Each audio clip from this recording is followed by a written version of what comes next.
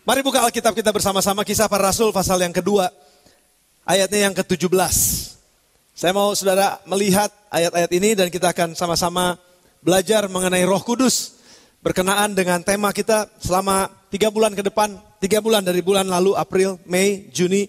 Itu bicara mengenai leading or living with hands. Masih bicara mengenai tangan, masih bicara mengenai bekerja, masih bicara mengenai melayani, masih bicara mengenai apa yang kita hidupi sehari-hari dalam kehidupan kita. Jadi orang yang rajin, jadi orang yang kerja keras, jadi orang yang mau belajar, jadi orang yang mengerjakan sesuatu dengan tangan kita dalam hidup kita untuk menghasilkan sesuatu yang baik.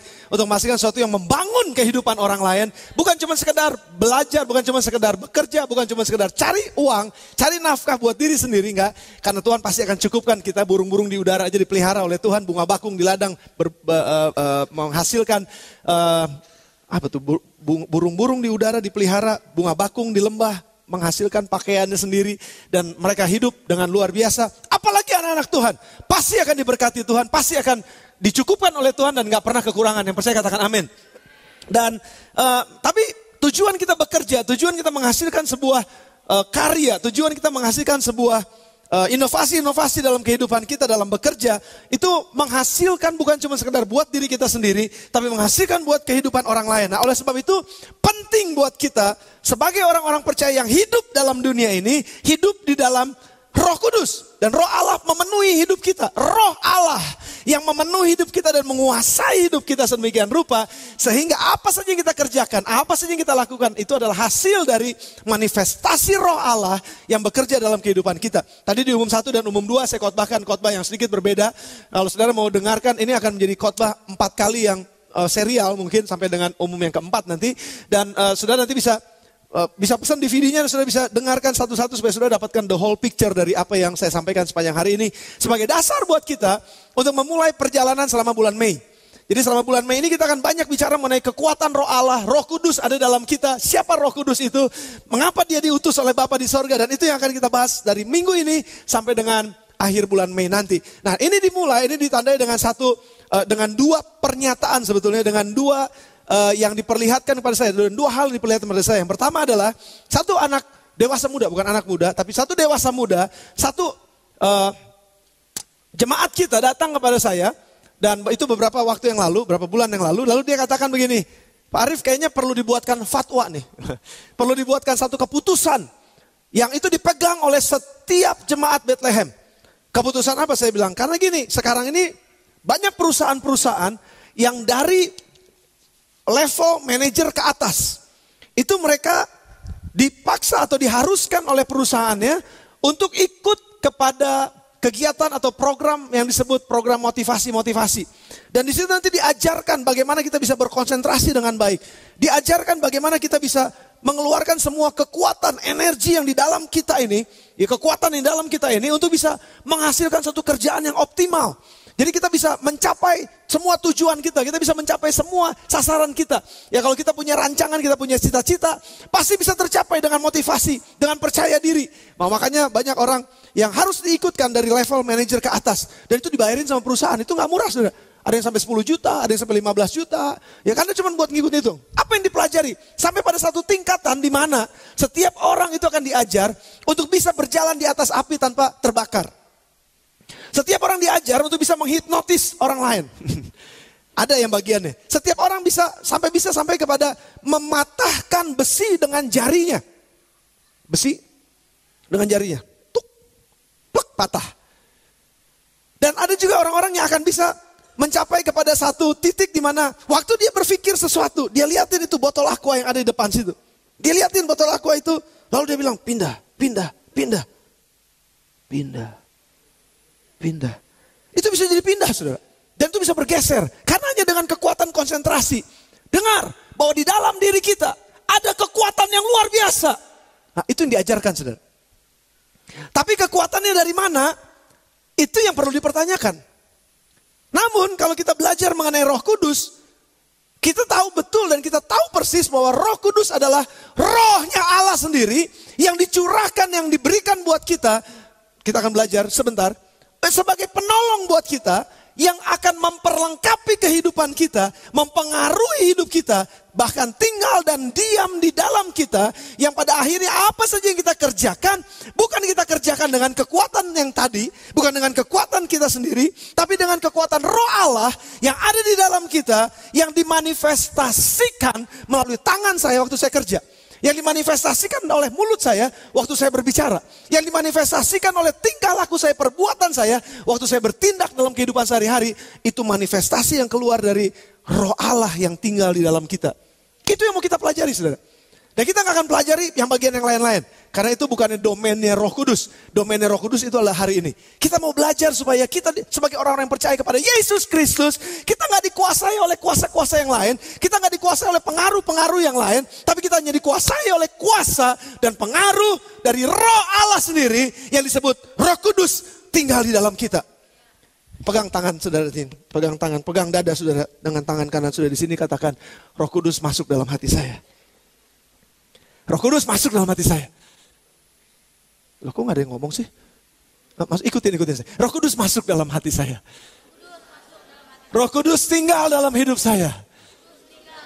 Itu janji Tuhan, saudara. Nah, saya mau saudara, kalau boleh sih beli DVD-nya yang tadi pagi, supaya saya gak usah ulangin ini. Karena saya mau masuk pada satu bagian yang penting buat kita semua, anak muda khususnya di tempat ini. Mengenai bagaimana Roh Kudus itu bisa berintegrasi dalam hidup kita. Terintegrated dalam hidup kita. Saya mulai dari Kisah Para Rasul 2 ayat yang ke-17.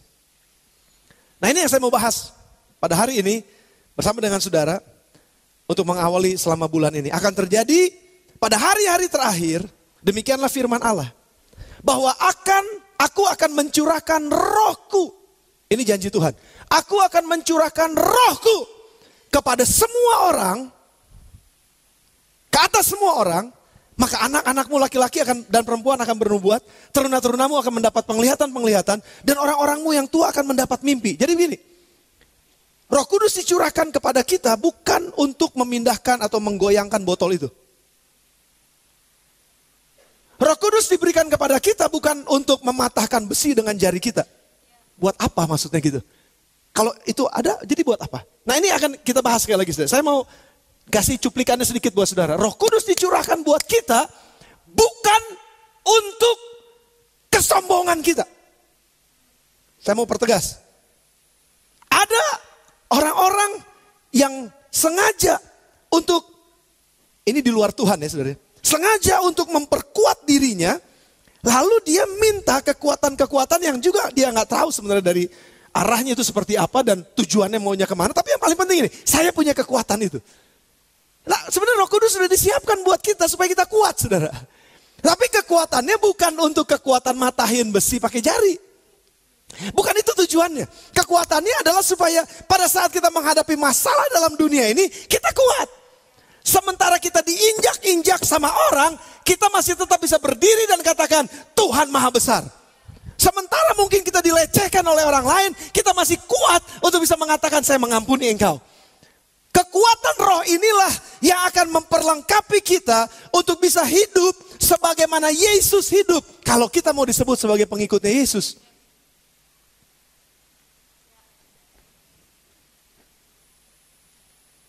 Siapa di sini yang mau hidupnya kuat?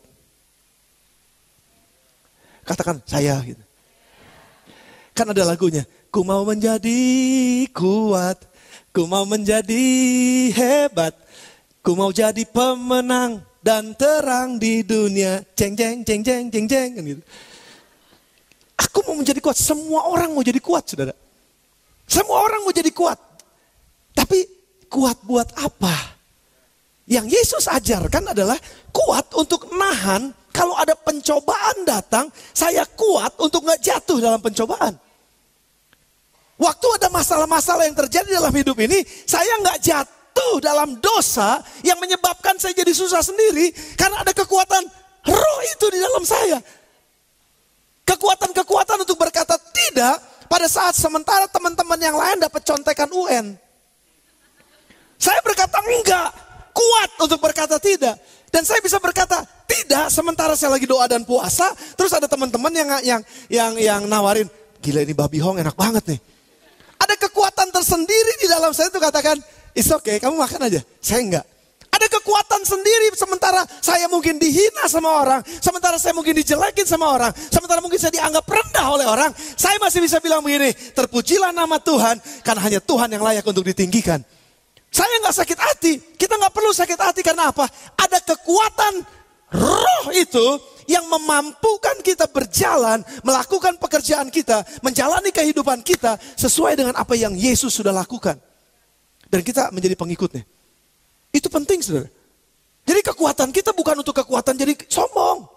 Kekuatan kita, hikmat yang Tuhan berikan kepada kita. Kalau Roh Kudus turun ke atas kita, ada hikmat Allah. Tadi ada nubuatan, ada penglihatan, ada kata-kata nubuatan, ada kata-kata, apa tadi bilangnya? Mimpi-mimpi yang diberikan di atas laki-laki dan di atas perempuan. Kucurahkan rohku pada hari itu. Mereka mengadakan mujizat-mujizat di atas, di langit, dan tanda-tanda di bawah, di bumi, dan darah api, dan gumpalan kuasa, dan lain sebagainya. Ada mujizat yang terjadi. Mujizat itu adalah gini, saudara. Sesuatu yang gak mungkin sepertinya, itu jadi mungkin. Itu mujizat kan. Saudara gak perlu pikirkan mujizat itu gak perlu terlalu sempit. Bahwa orang lumpuh berjalan itu mujizat. Puji Tuhan kalau ada orang lumpuh berjalan. Tapi kalau yang biasanya ujiannya 3, 4, 3, 4, 3, 4. Terus tiba-tiba sekarang jadi 10. Itu mujizat.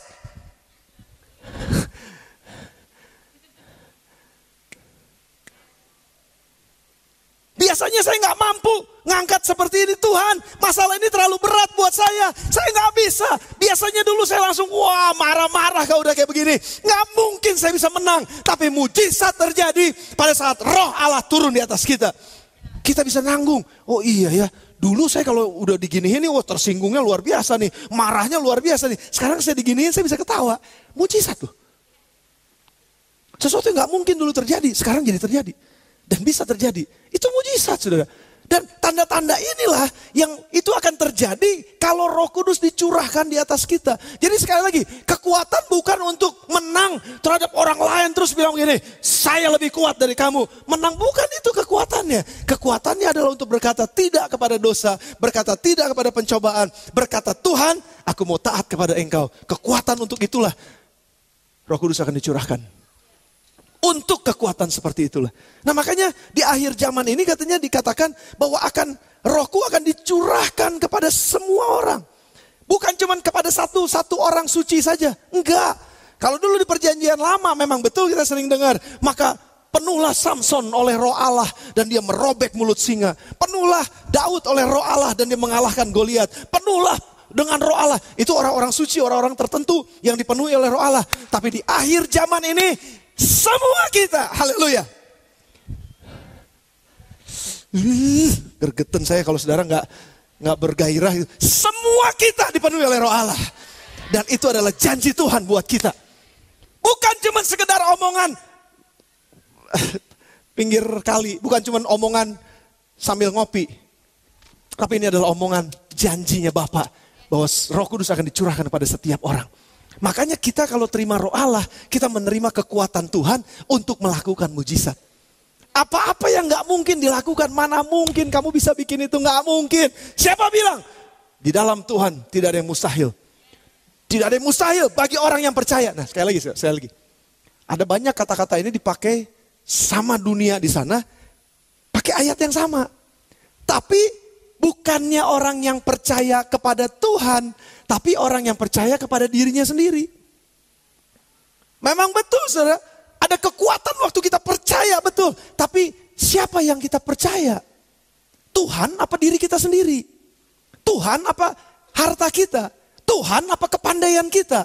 Tuhan apa skillnya kita? Tuhan atau talentanya kita? Tuhan atau siapa yang kita percaya? Dan kalau percaya kita adalah Tuhan, berbahagialah orang yang mengandalkan kekuatan Tuhan. Tapi terkutuklah orang yang mengandalkan kekuatannya sendiri atau kekuatan manusia. Jadi Roh Kudus dicurahkan buat kita sekali lagi untuk membuat kita menjadi kuat dalam kehidupan ini. Dalam rangka kita menghidupi kehidupan Yesus.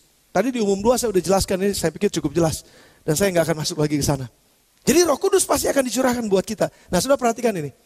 Penting buat kita untuk encountering the Holy Spirit. Penting buat kita untuk ketemu sama Roh Kudus secara pribadi.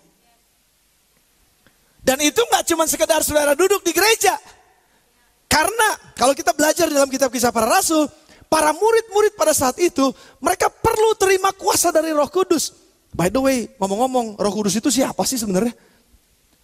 Roh Kudus itu adalah rohnya Yesus. Dia adalah pribadi, satu bagian dari Tritunggal. Allah Bapa, Allah Anak, Allah Roh Kudus. Sama dengan Allah Bapa, sama dengan Allah Anak, sama dengan Roh Kudus. Itu dia, Roh Kudus. Tapi ini adalah tiga yang jadi satu. Saya nggak bahas mengenai Tritunggalnya, tapi saya perlu garis bawahi kepada saudara, yang kita percaya adalah bukannya semuanya satu. Ini tiga jadi satu. Itu yang disebut Tritunggal. Bukan bukan Bapa di sorga yang tergantung di atas kayu salib. Yesus Kristus yang tertanggung di atas kayu salib. Bukan Roh Kudus, tapi Yesus Kristus. Makanya waktu Roh Kudus diangkat dari Yesus, Roh Kudus keluar dari Yesus, rohnya meninggalkan tubuhnya, Yesus mati. Tapi waktu rohnya kembali memenuhi Yesus, Yesus dibangkitkan dari antara orang mati. Maka dia bilang, roh yang membangkitkan Yesus dari antara orang mati. Kalau roh itu diam di dalam kamu, roh yang sama itu akan membangkitkan tubuhmu yang fana. Itu luar biasa, saudara. Jadi Roh Kudus itu adalah rohnya Allah, rohnya Yesus sendiri. Nah, kita perlu terima rohnya Yesus ini, Roh Kudus ini, supaya gini, Yesus pergi kepada Bapa, tapi dia akan kirimkan rohnya.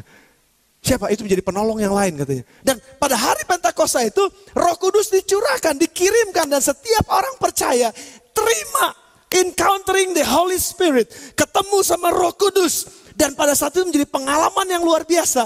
Mereka dipenuhi oleh Roh Allah. Yang tadi nggak bisa ngomong di depan orang banyak, tiba-tiba jadi punya kekuatan untuk bisa ngomong di antara orang banyak. Yang tadinya nggak punya nyali untuk bisa ketemu sama orang banyak, sekarang saya akan temuin orang banyak untuk berkata-kata tentang sesuatu yang baik, tentang Yesus. Ada sesuatu yang keluar dari diri seseorang yang tadinya nggak dianggap sama sekali oleh masyarakat, tapi sekarang dia bisa berdiri dengan menyatakan sesuatu yang luar biasa di hadapan masyarakat. Dan akhir itu mencengangkan begitu banyak orang karena roh Allah, rohnya Yesus itu turun di atas kehidupannya. Nah, saudara, saya mau saudara perhatikan ini. Pertemuan murid-murid dengan Roh Kudus, dan mereka dipenuhi oleh roh Allah. Dan ciri-cirinya adalah mereka berkata-kata dalam bahasa lidah asing. Itu ciri-ciri utama. Mereka berkata-kata dalam bahasa roh. Tapi ada juga yang berkata-kata dalam bahasa asing. Saya nggak bahas ini secara spesifik, tapi saya mau saudara ngerti ini. Orang yang ketemu sama Roh Kudus pasti punya bahasa yang sama dengan Roh Allah, sama Roh Kudus, sama Roh Allah. Orang yang dipenuhi sama Roh Kudus pasti punya bahasa yang sama. Bahasa saya, ada Rachel, ada Priscilla di sini. Bahasa kami di rumah sama. Bangun tidur, kalau mau mandi, beres mandi, baju tidurnya diberesin di tempatnya. Itu bahasa yang sama. Kalau pulang sekolah, pulang dari mana-mana, tukar baju dulu. Tukar sepatu, cuci tangan. Itu bahasa yang sama. Aneh banget, kalau sampai ada yang di rumah pulang dari mana-mana, nggak buka sepatu dulu. Itu bahasanya beda. Sudah ngerti maksud saya? Saya mau ajak saudara berpikir gini. Kalau kita dipenuhi Roh Kudus, hidup kita akan jadi selaras dengan hidupnya Yesus. Karena kita menghidupi kehidupan yang roh itu ada di dalam kita dan kita ikutin gaya hidupnya. Bergaul dengan gaya hidupnya. Tahu gaya hidupnya. Tahu Bapak suka ini atau enggak. Saya tahu karena ada hubungan. Saya berhubungan dengan Bapak ini. Nah, Roh Kuduslah yang menolong kita untuk bisa memahami, untuk bisa mengerti apa yang Bapak suka dan Bapak gak suka. Apa yang Yesus suka dan Yesus gak suka. Apa yang dia mau dan dia gak mau. Roh Kudus itulah akan menolong kita, saudara. Dan Roh Kudus itu adalah Allah sendiri yang memperkenalkan kepada kita kepada seluruh kebenaran. Ini loh yang benar, ini gak benar. Ini yang benar, Roh Kudus yang memperkenalkan kepada kita. Makanya kita perlu punya roh ini, makanya kita perlu dipenuhi oleh roh ini, makanya kita perlu hidup di dalam roh ini. Dan itu adalah roh Allah sendiri. Nah, cuma pertanyaannya gini, gimana dong pastor? Apa sih yang terjadi kalau Roh Kudus memenuhi saya? Saya mau kita buka Kisah Para Rasul pasal yang ke-15. Mari buka Kisah Para Rasul pasal yang ke-15. Ayat yang ke-28. Kisah Rasul 15 ayat yang ke-28. Rada haredang ya. Ini AC-nya rada mati atau kecil atau apa nih? Atau memang saya keringetan? Sudah perhatikan nih. Sebab adalah keputusan Roh Kudus dan keputusan kami supaya kepada kamu jangan ditanggungkan lebih banyak beban daripada yang perlu ini. Saya garis bawahi ini aja. Sebab adalah keputusan Roh Kudus dan keputusan kami. Nggak disebutkan keputusan kami itu antara Petrus, Paulus, Yohanes, itu keputusan kami. Enggak. Tapi udah menjadi keputusan Roh Kudus dan keputusan kami. Sudah perhatikan ini. Masalahnya gini, ini konteksnya gini nih. Ini waktu itu ada sidang di Yerusalem. Jadi rupanya ada masalah-masalah. Karena Injil diberitakan kepada seluruh bangsa, bukan cuma sekedar orang Yahudi. Jadi Injil itu juga diterima sama orang-orang yang nggak bersunat. Itu orang-orang kafir dulunya. Tapi percaya kepada Yesus sekarang. Lalu Injil juga diberitakan kepada orang-orang yang nggak ngerti sama sekali tentang hukum Taurat, hukumnya Musa. Jadi mereka masih makan daging babi, mereka masih makan segala macam gitu ya. Tapi mereka udah terima Yesus gitu. Nah ini jadi masalah ternyata di kalangan orang-orang Yahudi. Di kalangan orang-orang Farisi yang bertobat menjadi orang-orang Kristen pada saat itu. Jadi mereka bilang begini, tuh orang-orang kafir, mereka mesti disunat. Sama seperti kita disunat. Tapi orang-orang kafir ini, orang-orang Gentiles ini, orang-orang yang di luar Yahudi ini, mereka gak kenal yang namanya budaya sunat. Terus gimana dong jadinya? Mereka harus disunat. Oh ini terjadilah keributan-keributan seperti ini. Perbedaan-perbedaan pandangan, saudara. Nah pada saat terjadi perbedaan pandangan ini terus Paulus memberikan kesaksian. Ada begitu banyak orang yang bukan Yahudi, latar belakang, tapi mereka percaya sama Yesus. Apakah mereka gak diselamatkan kalau mereka gak disunat? Gitu. Jadi jangan cuma mikirin hal yang lahiriah, tapi mikirin bahwa mereka udah terima Yesus sebagai Tuhan. Itu masalah kira-kira gitu, saudara. Lalu Petrus juga bilang, iya loh, saya waktu itu dapatkan mimpi di rumahnya Cornelius, saya harus kunjungin rumahnya. Tapi sebelum saya kunjungin rumahnya, ternyata tiba-tiba saya dapatkan penglihatan siang-siang, semua binatang yang haram. Salah satunya termasuk sapi kaki pendek. Sapi kaki pendek tuh enak, saudara. Tapi dianggap haram. Tapi itu datang turun di depannya Petrus dan Petrus bilang, Tuhan ini haram. Lalu Tuhan bilang sama Petrus, itu kan penglihatan. Terus jangan bilang itu haram karena aku berkenan. Bukan urusan makanan soalnya sekarang. Kalau itu haram berarti orang-orang kafir itu juga haram. Gak bisa terima keselamatan. Gak bisa. Kamu sih pergi sama mereka. Jangan cuma sama orang Yahudi. Kira-kira gitu, saudara. Akhirnya pergilah ke rumah Cornelius. Dan akhirnya Cornelius dibaptis oleh Roh Kudus sekeluarga. Seorang-orang yang ada di dalamnya diselamatkan percaya pada Yesus. Ini kira-kira konteksnya begitu, saudara ya. Nah karena terjadi kesaksian-kesaksian seperti ini lalu ada dispute. Ada argumentasi-argumentasi yang keluar. Lalu mulai berdirilah Yohanes pada saat itu yang Yohanes, lalu ada Petrus di sana, lalu ada Yakobus di sana. Lalu mereka penatua gereja, mereka gembala-gembala sidang di sana, mereka adalah gembala-gembala di sana. Lalu mereka mulai katakan, keputusan Roh Kudus dan keputusan kami. Ini yang saya mau garis bawahi, saudara. Dalam setiap masalah, pengambilan keputusan, bukan keputusan kami, tapi itu keputusan Roh Kudus. Tapi bukan cuma keputusan Roh Kudus, itu juga keputusan kami. Artinya gini, saudara. Orang yang hidup di dalam Roh Kudus, dia gak kehilangan akal sehatnya. Dengar saya. Ada banyak kritik terhadap orang-orang Pentakosta kalau udah dipenuhi Roh Kudus kehilangan akal sehat. Udah gak mau lagi belajar Alkitab, semuanya ngeroh. Sampai jalan aja kayak roh. Gitu. Saya dipenuhi Roh Kudus nih, jadi aneh gitu. Enggak, kita gak akan kehilangan akal sehat kita sementara Roh Kudus memenuhi kita. Justru kita akan semakin pandai, kita akan semakin cerdas, kita akan semakin tajam, kita akan semakin kaya dengan firman Tuhan. Kalau kita udah belajar firman Tuhan, Roh Kudus mengilhami kita. Dan waktu kita dipenuhi Roh Kudus, kita belajar firman Tuhan, firman itu akan menjadi hidup buat kita. Itu yang hebatnya, saudara. Makanya saya lagi ini, jangan takut dipenuhi sama Roh Kudus. Karena Roh itu akan membuat kita semakin pinter. Karena Roh itu akan membuat kita semakin kenal firman Tuhan. Bukan semakin gak mau belajar firman Tuhan. Banyak orang begini, saya udah dipenuhi Roh Kudus, saya gak perlu baca Alkitab. Karena Roh Kudus akan bicara dalam hati saya. Enggak, itu bohong, itu salah. Itu pengajaran sesat. No, justru semakin dipenuhi Roh Kudus, semakin cinta sama firman Tuhan. Itu seharusnya, saudara. Makanya kita perlu Roh Kudus, karena Roh itulah yang akan menolong kita untuk bisa memahami lebih dalam tentang kebenaran-kebenaran firman Tuhan. Bukankah itu yang dikatakan oleh Alkitab? Nah yang jadi masalahnya ada di sebaliknya, saudara. Ada orang yang bilang gini, no. Roh Kudus itu zaman lalu. Roh Kudus itu zaman para rasul. Roh Kudus itu nggak ada sekarang. Yang ada sekarang adalah yang penting kita percaya kepada Yesus, Roh Kudus sudah ada di dalam kita. Jadi kita cuma perlu belajar aja, belajar biar jadi pintar, belajar biar ngerti firman Tuhan. Udah hidup di dalam firman, udah Roh Kudusan mah nggak usah. Apalagi kata-kata dalam bahasa roh, udah nggak perlu. Itu dulu. No, Roh Kudus diberikan kepada kita sampai dengan hari ini. Untuk apa? Memimpin kita, menolong kita, mengajar kita, menyertai kita dan hidup di dalam kita dan memperkenalkan Bapa kepada kita. Roh Kudus masih perlu, saudara. Jangan bilang bahwa saudara nggak perlu lagi berkata-kata dalam bahasa roh. Saya bisa tunjukkan kepada saudara, justru berkata-kata dalam bahasa roh itu membangun iman kita. Bukan cuma iman, membangun roh kita di dalam. Dengan berkata-kata dalam bahasa roh itu membangun semangat saya. Kita mati, saudara. Roh kita mati kalau kita udah gak mau lagi berbahasa roh. Dengar saya. Ini adalah gereja Pantekosta, betul. Tapi bukan cuma gereja Pantekosta yang berbahasa roh. Ini adalah gereja Pantekosta yang alkitabiah dan cinta kepada firman Tuhan.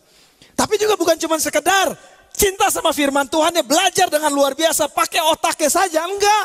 Tapi ada roh Allah yang itu juga akan hidup di dalam kita. Dan kita andalkan dia waktu kita ngambil keputusan kita. Di dalam setiap langkah kehidupan kita.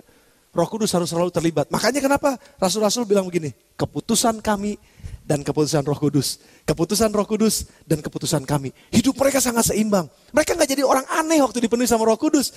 Sedikit-sedikit, haleluya nilam. Hei karabaya, karabaya, karabaya. Ketemu ngomong bahasa roh. Jadi orang aneh jadinya. No. Enggak, kita jadi orang biasa aja kok. Kita gak perlu nunjukin segala macam. Wah, kita jadi penuh Roh Kudus tuh kayaknya gimana gitu. Gak perlu, saudara. Biasa aja. Tapi manifestasi dari kehidupan kita itu memancarkan Roh Kudus. Memancarkan Yesus Kristus. Memancarkan Bapa di sorga.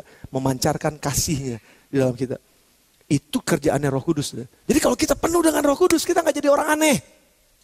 Justru kita jadi orang yang lebih tajam. Dalam penglihatan kita, tajam dalam analisa kita, tajam dalam kebenaran firman, tajam dalam perasaan, tajam dalam emosi, peka terhadap apa yang terjadi sekeliling kita. Nggak masa bodoh, karena Roh Kudus itu nggak masa bodoh.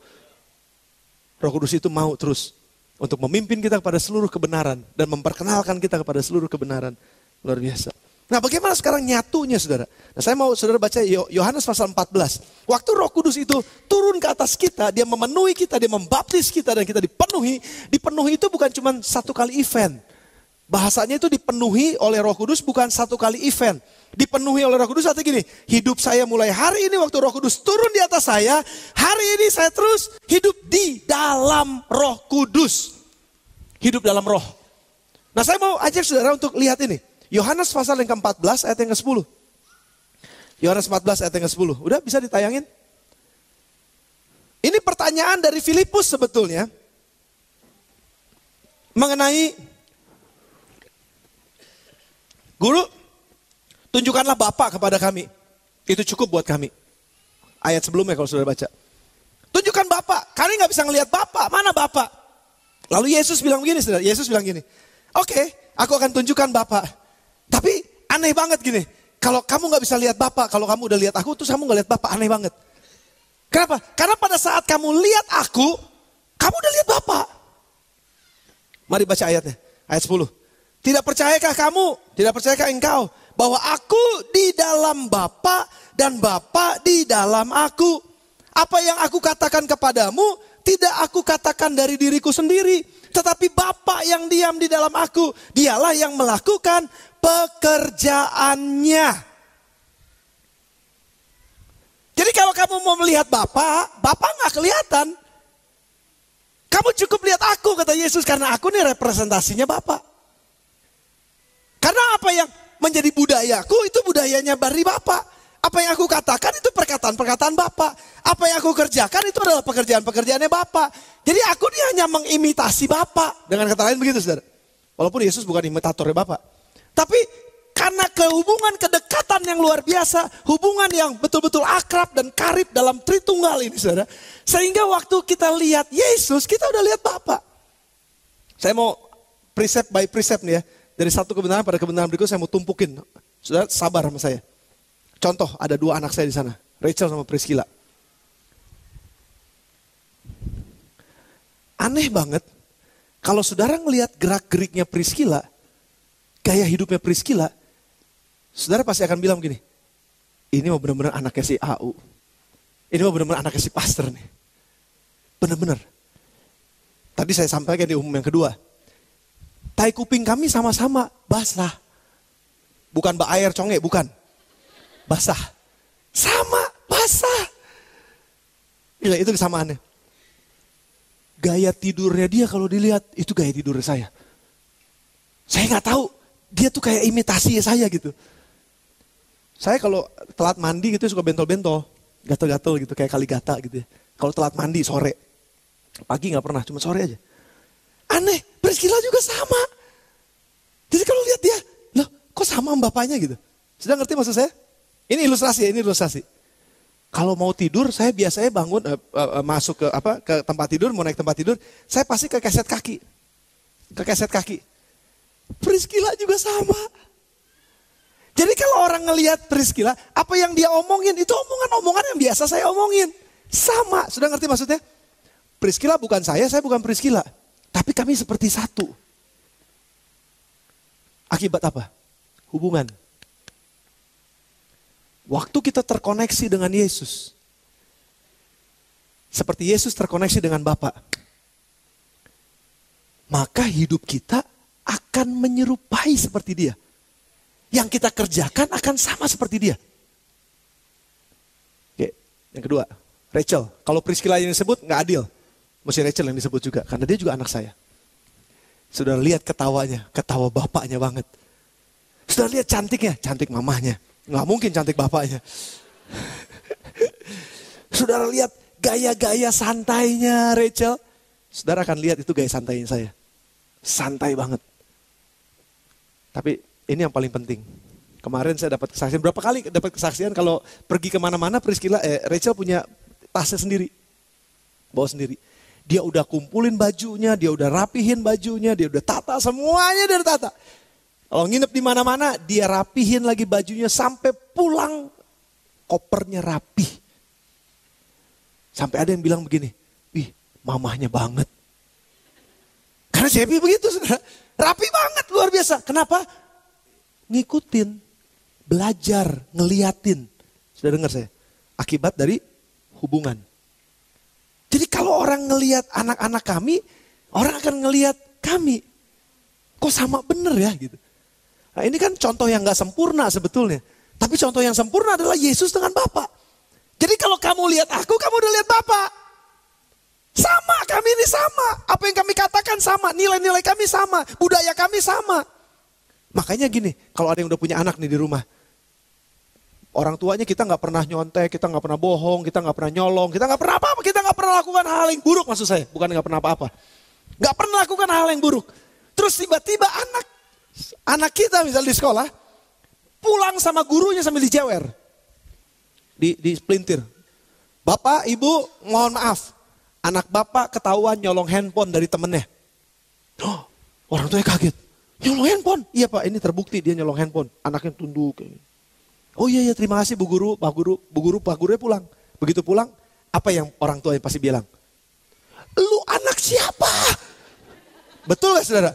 Lu anak siapa? Malu-maluin bapak mama lu. Anak siapa? Kenapa? Karena bapak mamanya gak begitu. Sudah ngerti maksud saya? Makanya kalau ada orang yang suka nonton film porno dan menyebut dirinya murid Yesus dan anak Yesus, Yesus pasti lagi di atas bilang gini, lu anak siapa? Gua gak pernah nonton film porno. Sudah ngerti maksud saya? Waktu saudara nyolong, waktu saudara ngambil hak orang, waktu saudara balas kejahatan orang lain, dan saudara gak tahan, saudara balas dendam seperti pemain film Cina. Apa tuh yang film itu kungfu gitu kan? Pembalasan itu kan ada kan? Terus bapak dari atas bilang, kok kamu begitu? Terus ngaku-ngaku anakku katanya. Ngaku-ngaku kamu muridku, ngaku-ngaku. Loh jadi berarti kalau kamu muridku nanti orang yang lihat kamu sama dengan ngelihat bapak dong. Berarti kalau kamu suka bohong, kalau kamu suka meledak-ledak marahnya, kalau kamu nggak bisa nahan emosi kamu, kalau kamu nggak bisa nahan keinginan-keinginan kotor kamu, berarti waktu orang lihat kamu, kan sama dengan orang lihat Bapa. Dengan kata lain kita mau bilang apa? Saya sedang mempertontonkan Yesus kepada dunia dengan cara-cara yang salah. Karena Yesus nggak seperti itu. Saya pengikutnya seperti itu. Sudah ngerti maksudnya? Nah, jadi gini saudara. Waktu Yesus bilang, waktu kamu lihat aku, kamu udah seperti lihat Bapa. Nah, sekarang kita lanjutkan ayatnya. 14. Apa hubungannya sama Roh Kudus sekarang? Mari kita lihat. Yohanes 14, ayatnya yang ke-15 sampai dengan ayatnya yang ke-17. Jikalau kamu mengasihi aku, nih dengar saudara, kalau kamu mengasihi aku, kata Yesus, kamu akan menuruti segala perintahku. Aku akan minta kepada Bapa, dan ia akan memberikan kepadamu seorang penolong yang lain, supaya ia menyertai kamu selama-lamanya. Yaitu Roh kebenaran. Dunia tidak dapat menerima dia, sebab dunia tidak melihat dia, dan tidak mengenal dia.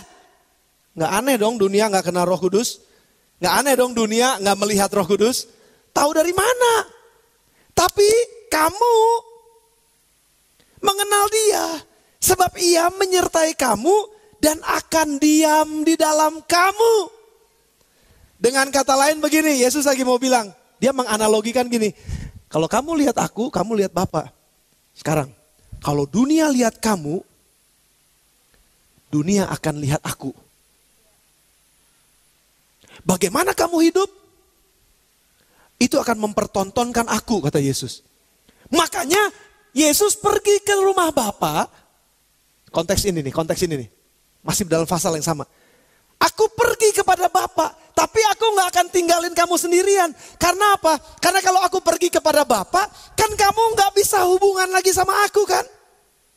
Aku udah gak ada sama-sama dengan kamu. Kamu jadi kayak sendirian hidup di dunia mempertontonkan aku.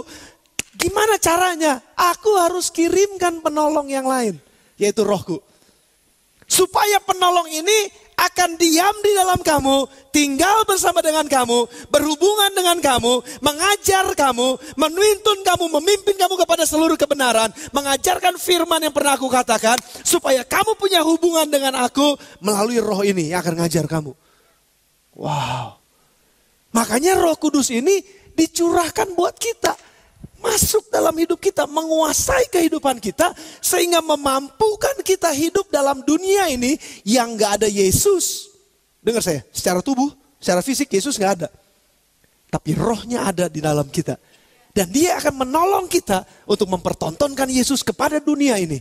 Di mana aja kita ada, dengan cara yang benar. Sehingga waktu orang lihat hidup kita, orang lihat Bapa di sorga. Waktu orang lihat hidup kita, orang lihat Yesus. Waktu orang lihat hidup kita, orang lihat Roh Allah memang ada di dalam kita. Siapa saudara? Siapa saya? Hati-hati dengan apa yang saudara katakan. Hati-hati dengan apa yang saudara lakukan. Hati-hati dengan apa yang saya katakan dan saya lakukan juga. Karena dengan saya katakan dan saya lakukan itu, orang lagi ngeliatin. Oh, seperti itu Yesusnya. Penting banget nih saudara. Saya berdoa, saudara akan melihat pentingnya Roh Allah dalam hidup kita. Saya berdoa, saudara akan punya kerinduan untuk selalu dipenuhi sama Roh Allah. Supaya hidup kita dikuasai oleh Roh Allah. Bukan yang lain. Nah sekarang, manifestasinya seperti apa? Waktu saya tinggal 2 menit, dikit lagi.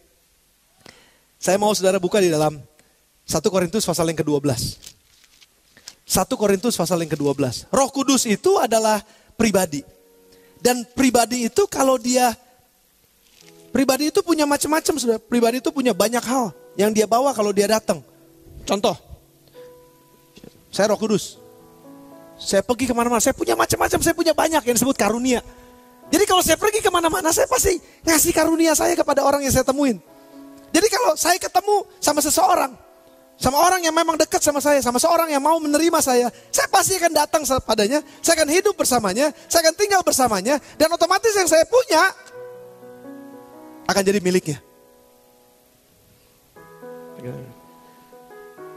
Mau lagi? Saya kasih lagi. Karena saya tinggal sama dia, saya punya banyak hal. Otomatis apa yang saya punya, saya berikan kepada dia. Itu karunia, saudara. Biar pegangin, biar. Yang ini saya nggak kasih, terus saya mau minum. Kalau kita terima roh Allah, secara pribadi dia akan tinggal di dalam kita. Dan yang disebut karunia-karunia roh, karunia-karunia roh, itu akan diberikan kepada kita. Otomatis itu akan ditinggalkan di dalam kita. 1 Korintus 12, mari lihat. Ayat yang pertama sampai dengan ayat yang sebenarnya terus sampai panjang nih saudara. Tapi saya membaca ayat yang ke-6.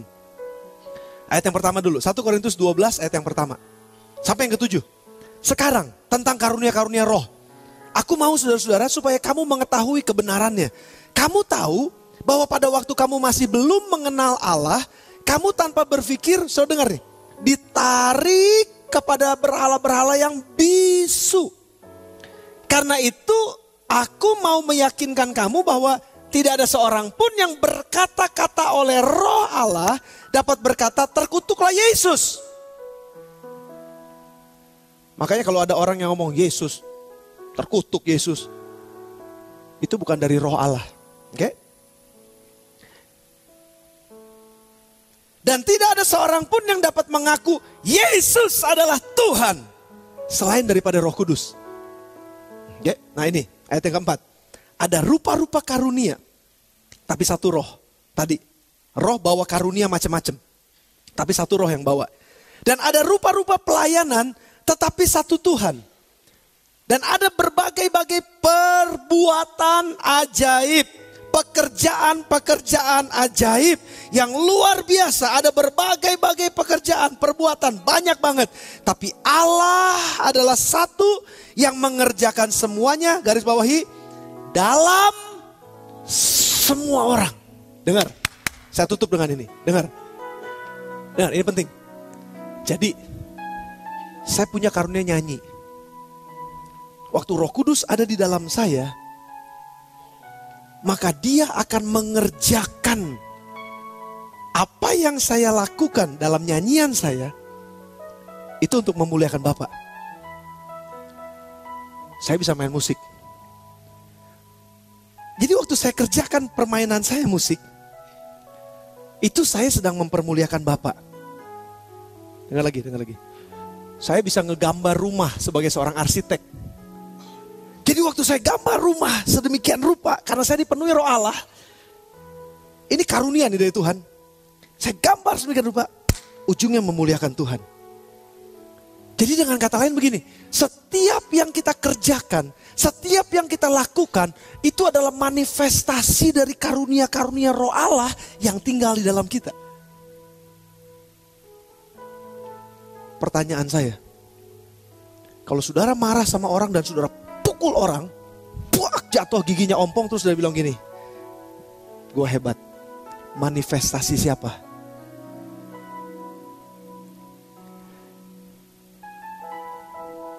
Kalau saudara berkata, kayak begini aja, apain sih kayak gini-ginian, gak usah gini-ginian lah, gue juga bisa. Saya bisa sendiri, gak usah pakai doa-doa, gak usah, udah yang penting datangnya ke gereja, udah rajinnya ke gereja, gak usah roh-rohan. Gak perlu, saya juga bisa selesaikan ini. Itu manifestasi perkataan dari siapa? Sudah ngerti maksud saya? Kalau Roh Kudus ada di dalam kita, setiap manifestasi yang keluar dalam hidup kita, melalui hidup kita, itu adalah manifestasi yang disebut buah-buah yang kelihatan. Dari hasil buah roh. Karena roh itu ada di dalam kita. Manifestasi dan karunianya keluar melalui kita menjadi buah roh yang kelihatan. Sombong bukan buah roh. Kemarahan yang gak ada habis-habisnya bukan buah roh. Dendam bukan buah roh. Cemburu, sakit hati, panas di dalam yang gak pernah bisa keluar, itu bukan buah roh. Damai, sukacita, kemurahan, kelemah lembutan, penguasaan diri, kesucian, dan semua yang baik. Yang dari roh, itu yang akan keluar dari dalam hidup kita, melalui hidup kita, waktu kita dipenuhi oleh roh. Sekarang, kita bisa menilai hidup kita. Jangan nilai hidup orang lain, nilai hidup kita. Waktu saya bawaannya mau nendang kucing setiap hari. Waktu saya bawaannya mau nonjokin tembok setiap hari karena emosi dan kemarahan. Itu buahnya siapa? Bukan buah roh. Tapi kalau kita dipenuhi sama Roh Kudus, kita pasti akan bisa tebak. Waktu saya bisa mengampuni kesalahan orang lain dengan tulus hati. Waktu saya bisa ngelihat, saya suka dengan apa yang Nilam kemarin saksikan di dalam BBM atau Twitter, BBM ya. Waktu dia digerakkan ngelihat ada satu anak yang tasnya gak punya seletingnya karena bolong. Dan Tuhan gerakan, dan saya tahu itu Tuhan. Tuhan gerakan di dalam hatinya, beliin tas. Cari toko tas gak ada. Kasih yang ada di rumah. Gimana caranya? Minta nomor handphonenya, ketemuan di mana? Tapi ternyata orangnya udah gak ada ya. Ternyata orangnya ada di sini. Siap untuk terima tas. Saudara, ada hal-hal yang baik akan keluar dalam hidup kita waktu kita kerja, waktu kita sekolah, waktu kita kuliah. Pikiran-pikiran yang cemerlang, pikiran-pikiran yang kudus, pikiran-pikiran yang suci keluar. Dan kita bisa bertahan di tengah-tengah semua pencobaan yang ada dengan kekuatan, bukan kekuatan dari yang lain, tapi kekuatan dari Tuhan sendiri, dari rohnya sendiri. Itu turun di atas kita untuk bisa menghasilkan pada akhirnya manifestasi yang disebut buah roh dalam hidup kita. Leading with hand dan living with hands. Kita akan hidupi menjadi satu kenyataan di mana hasil karya kita semuanya memuliakan Bapa di sorga. Karena Roh Kudus datang bukan untuk memuliakan dirinya sendiri. Roh Kudus datang untuk memuliakan Yesus. Makanya waktu dia tinggal di dalam kita, bergerak di dalam kita, bekerja di dalam kita, dan termanifestasikan melalui kehidupan kita, hasilnya itu memuliakan Yesus. Dan kalau Yesus ditinggikan, dia akan menarik banyak orang datang kepadanya. Sudah diberkati? Belum diberkati, saya akan khotbah lagi kalau gitu. Mazmur 115. Ayat 1 sampai dengan 8. Saya serius. Mazmur 115, saya tutup dengan ini. Ayat 1 sampai dengan 8. Mazmur 115. Saya pernah khotbahin ini. Saya cuma mau ingetin aja. Ini kontradiksi dengan yang tadi. Kontradiksi dengan kalau roh Allah tinggal di dalam saya, semua karunia-karunia termanifestasikan melalui perbuatan-perbuatan saya. Sesuai dengan 1 Korintus 12 tadi. Maka sekarang Mazmur 115 ayat yang 1 sampai dengan ayat yang ke-8. Berhala, nah, saya mau baca dari ayat 1 dulu deh ya. Bukan kepada kami ya Tuhan, bukan kepada kami, tapi kepunyaan kepadamu lah, beri kemuliaan. Dan oleh kasih-Mu, oleh karena setiamu. Mengapa bangsa-bangsa berkata, di mana Allah mereka? Bangsa-bangsa gak bisa melihat Allah kita. Mereka gak bisa lihat Allah kita. Karena Allah kita gak kelihatan. Allah kita di sorga gak kelihatan. Tapi ia melakukan apa yang dikehendakinya. Gimana dia melakukan apa yang dikehendakinya? Gimana? Padahal dia gak kelihatan. Dia gak ada, secara tubuh dia gak ada. Tapi dia punya tubuh, sekali lagi. Dia punya tubuh dalam dunia ini. Siapa tubuhnya? Gereja. Dia melakukan apa yang dia mau lakukan melalui tubuhnya dalam dunia ini. Itu gereja. Tapi the contradiction. Kontradiksinya adalah begini. Sudah lihat ayat yang kedua, ayat yang keempat. Berhala-berhala mereka itu yang bilang di mana Allahmu. Kami gak bisa melihat Allahmu. Allahmu gak ada. Mana Allahmu? Nah, berhala-berhala mereka nih, orang-orang ini adalah perak dan emas. Tuhannya perak dan emas. Buatan tangan manusia. Mempunyai mulut tapi tidak dapat berkata-kata. Itu berhala, saudara. Punya mata tapi tidak dapat melihat. Punya telinga tapi gak bisa mendengar. Punya hidung tapi gak dapat mencium. Punya tangan tapi gak bisa meraba-raba. Punya kaki tapi gak bisa berjalan. Dan tidak dapat memberi suara dengan kerongkongannya. Dengar, seperti itulah jadinya orang-orang yang membuatnya. Dan semua orang yang percaya kepadanya. Punya mulut gak bisa ngomong. Punya tangan gak bisa kerja. Punya kaki gak bisa jalan. Punya kerongkongan gak bisa keluar suara. Punya mata gak bisa ngelihat. Punya telinga gak bisa dengar. Seperti itulah orang yang menyembah berhala. Saya gak mau bicara berhalanya karena itu bukan bagian kita. Yang saya mau bicara adalah ini. Tuhan kita ada di sorga. Tapi dia melakukan pekerjaannya. Dia melakukan apa yang dikehendakinya. Siapa matanya? Dia pakai mata kita untuk bisa melihat. Siapa telinganya? Dia pakai telinga kita untuk bisa mendengar. Siapa mulutnya? Dia pakai mulut kita untuk mengatakan sesuatu. Siapa tangannya? Dia pakai tangan kita untuk mengerjakannya. Siapa kakinya? Dia pakai kaki kita untuk bisa melangkah dan melakukan pekerjaan yang baik. Dia melakukan apa yang dikehendakinya. Walaupun dia gak kelihatan, tapi dia bisa dilihat. Siapa yang dilihat? Saudara dan saya sebagai tubuh Kristus dalam dunia ini. Tutup dengan ini. Maukah saudara dipenuhi oleh Roh Kudus? Karena Roh Kudus adalah rohnya Yesus yang diberikan kepada kita. Tinggal di dalam kita. Menyertai hidup kita. Menguasai hati dan pikiran kita. Dan pada akhirnya memanifestasikan kuasanya melalui kehidupan kita. Lewat tubuh kita. Kalau kita mau dipenuhi Roh Kudus, rohnya akan memenuhi kita. Hidup kita akan jadi hidup yang berbeda. Nggak lagi sama dengan dunia ini. Hidup yang penuh dengan buah roh. Dan hasilnya memuliakan Bapa di sorga. Kalau saudara mau disebut sebagai anak-anak Allah. Kalau saudara mau disebut sebagai murid-muridnya Tuhan Yesus. Mari kita hidup seperti Yesus hidup. Dan bagaimana kita bisa hidup seperti Yesus hidup? Kalau nggak ada Roh Kudus yang menolong kita dan mengajar kita. Biarkan rohnya tinggal dalam kita. Masuk dalam hidup kita.